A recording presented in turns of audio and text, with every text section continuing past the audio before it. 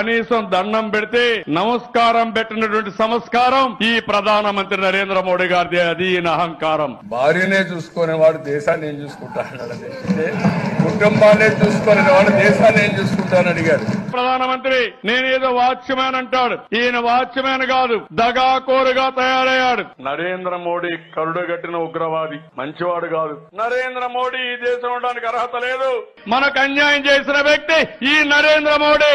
ఆంధ్రప్రదేశ్ రాష్ట్రంలో బీజేపీ లేదు, మనతో పొత్తు పెట్టుకున్నా గెలిచారు. వాళ్ళతో పొత్తు పెట్టుకోకపోతే ఇంకో 5 సీట్లు ఎక్కువ వచ్చేటి మనకు.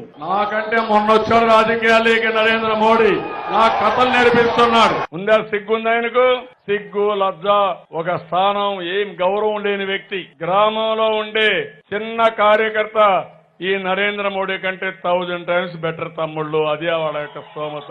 ఈ ప్రధానమంత్రి ఎంత అబద్దాలు కోరంటే, మాట్లాడితే అసత్యం తప్ప అబద్ధం తప్ప పొట్టగొట్టినా నిజం ఎప్పుడూ మాట్లాడు తమ్ముళ్ళు. అలాంటి ప్రధానమంత్రి